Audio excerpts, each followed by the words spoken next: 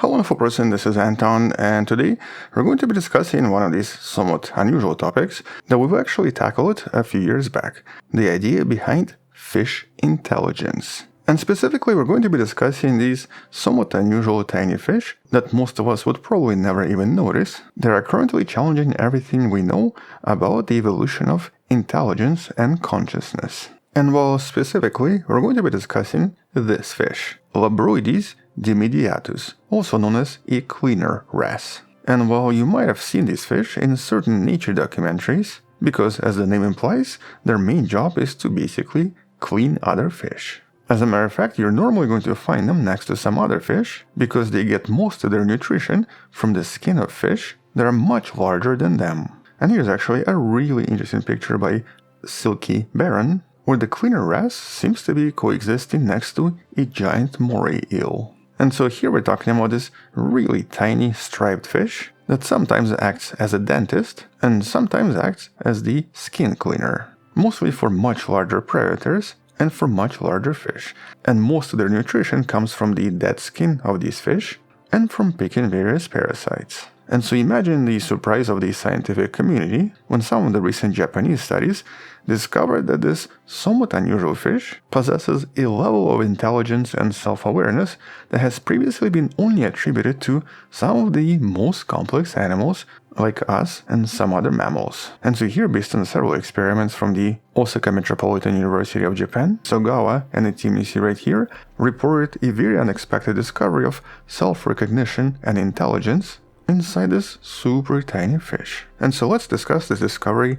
and some of the other discoveries we've discussed previously in videos in the description and talk about why this is sort of mind-blowing for a lot of biologists. But I guess first let's discuss the idea behind consciousness and specifically how scientists usually test for its presence in a lot of different animals. And well, normally this involves what's known as the mirror test. Here's actually a very famous example using a magpie, where a mirror placed in front of the magpie definitively shows us that this creature is self-aware. And that's because in this experiment, researchers placed a tiny dot on the feathers of this bird, which it can now see in a mirror. And is basically trying to pick it from itself, which to biologists is a telltale sign that it knows it's looking at itself in the mirror.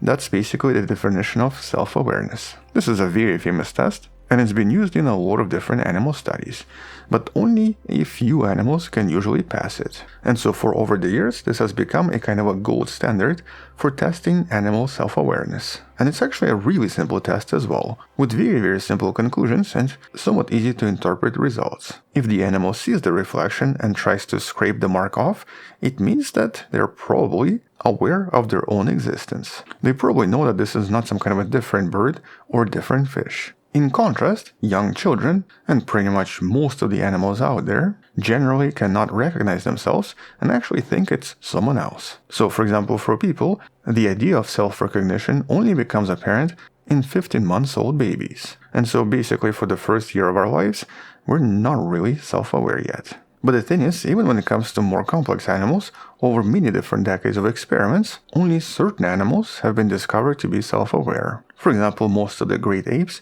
dolphins and elephants have all passed the test with flying colors. Also quite a few different birds, though not all birds, such as for example magpies, certain penguins, and in some cases even pigeons. With at least one study even discovering that manta rays may also have some kind of a self-directed behavior in front of mirrors. But I guess here's the important part. Failing the test does not really mean that the animal is not self-aware. As a matter of fact, for most animals, they're just not very visual. For example, dogs and pigs mostly rely on smell and not sight. And so for dogs, vision is just not a priority, which means that the mirror test for them unfortunately does not work. But we'll discuss the idea of self-awareness in other animals in some of the future videos. So, subscribe and stuff. Because today I really just wanted to focus on this. Turns out that the cleaner wrasse can easily pass the mirror test compared to pretty much most other fish, with this new study from November of 2025 basically taking all of this to the next level. Now, in most experiments involving the mirror, researchers usually give the animals a few days to a few weeks to adjust to its presence before placing the dot on their skin. But in this new study, researchers marked the fish first before it even knew mirrors existed. And the results here were very surprising. These fish did not know mirrors even exist, yet they managed to achieve self-recognition almost immediately. So basically here on average, they began trying to scrape the mark off their throats just 82 minutes after seeing the mirror for the first time in their lives, with some of them doing this after approximately 30 minutes. This is essentially what this graph is showing us. And that's actually a very surprising result because none of the other animals this has been done with never actually did this so quickly. Which basically suggests that the cleaner wrasse does not even need to learn how the mirror works like other animals. Here they seem to already possess a kind of a pre-existing sense of self based on some kind of a self-image that they all have from birth. Or basically suggesting that these fish are way more self-aware than any other animal we've tested.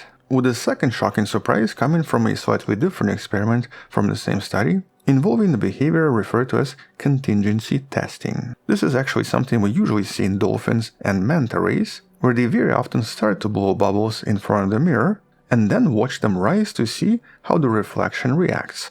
Or just to rephrase this, they usually basically use some kind of a different object that's not their body in order to see how it reflects in the mirror and essentially testing various ideas they might form in their mind. And so for biologists, this is often a definitive sign of complex intelligence. But what about these little guys? Well, here, the wrasse would actually pick up tiny pieces of shrimp from the tank floor and then swim up and drop it directly in front of the mirror. And as the shrimp drifted down, the fish would then track its movement in the reflection while touching the glass with their mouths. And so essentially in this case, the fish wasn't just looking at themselves, they were actually investigating the properties of the mirror using a completely external object.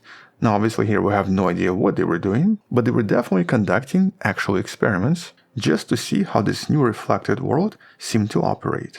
And that's a definitive sign of cognitive sophistication, and even shows us that this fish seems to have some kind of a self-referential thinking that we never knew fish was even capable of. But with this fish, it gets even more complicated, because apparently they seem to possess some kind of a social intelligence and even the idea of reputation. And that's because in general, these fish do have a very complex social life. And not just between their own species, but also because they technically rely on the client fish for food.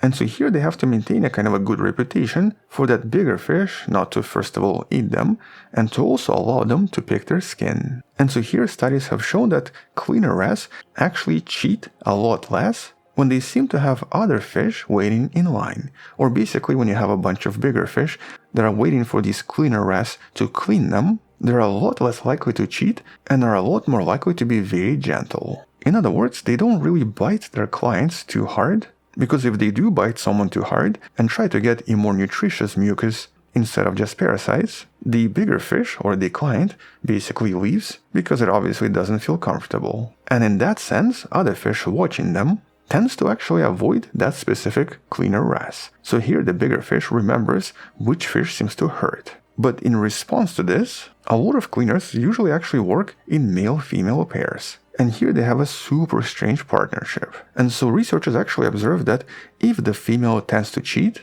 or basically if it tends to bite the clients, the larger male fish will actually chase and punish them in order to prevent the female from ruining their business reputation. And while this type of third-party punishment is extremely rare in the animal kingdom. And it also obviously suggests that, in general, they can anticipate the consequences of their own actions and even the actions of others. So here we don't just have self-awareness, we also have the idea of group awareness and to some extent empathy. And once again, all of this in this tiny body. And so using the word fish brain here may not really make a lot of sense anymore. Because this actually forces us to rethink everything we knew about fish intelligence and everything we took for granted when it comes to consciousness. But this is of course not the first study that kind of blew our minds. And that's because in some of the previous videos, we also explored some other fish that learn to communicate and learn to express themselves in a lot of different ways. And so the idea that fish were primitive compared to birds or mammals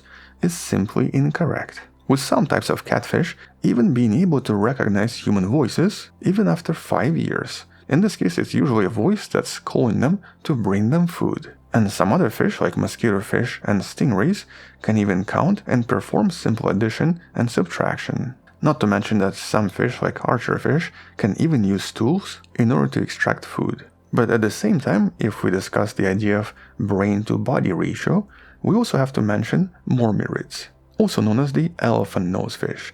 We've actually talked about this fish in one of the videos in the description, but in essence, this fish, by mass, possesses a much larger brain than humans, and especially in their cerebellum, the part of the brain involved in complex coordination. And so here this other social fish is actually super interesting for a lot of other reasons, including the fact that they seem to use electricity to communicate. Or as we've discussed in that previous video, they basically create these tiny electric pulses in order to talk to each other. And here they even seem to have their own vocabulary and their own language. You can learn more about this in that video in the description. And so if this fish can produce signals extremely similar to human speech, which actually even contains their own pauses and their own sentences, then you can only imagine what other fish is able to do, especially fish we've never really studied before, or fish that we might have been taken for granted and that's been basically hiding this intelligence this whole time. So I guess what I'm trying to say is that there are probably a lot of fish out there that's technically super intelligent,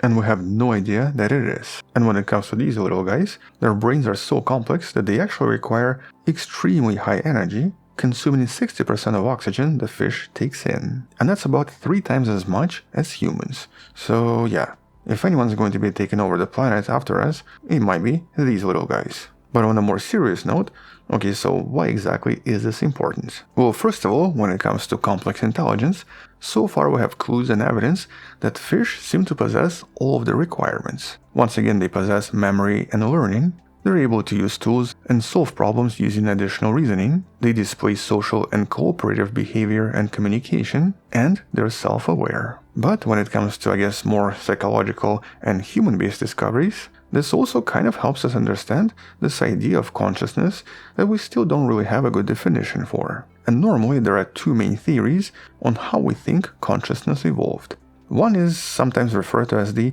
Big Bang hypothesis. Yep, the same name from astrophysics. But basically here it says that self-awareness appeared only once in the common ancestors of great apes, although most biologists today don't think it's actually correct. The other hypothesis is referred to as gradualist hypothesis.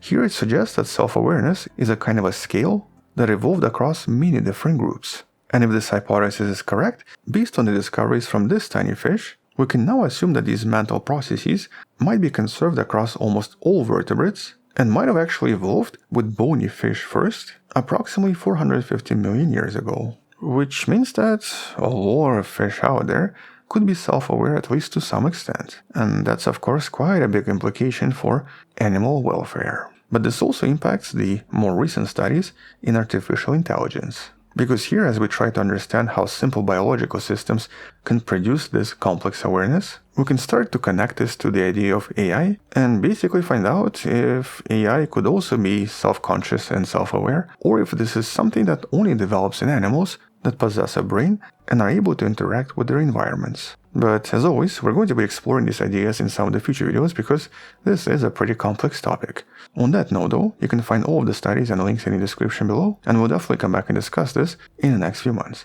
Until then, thank you for watching, subscribe, come back tomorrow to learn something else, support this channel on Patreon where you can find additional videos without any ads and can DM me directly, or by joining a channel membership that grants you early access. You can also support this channel by buying the Wonderful Person t-shirt in the description below. Stay wonderful, I'll see you tomorrow, and as always, bye bye.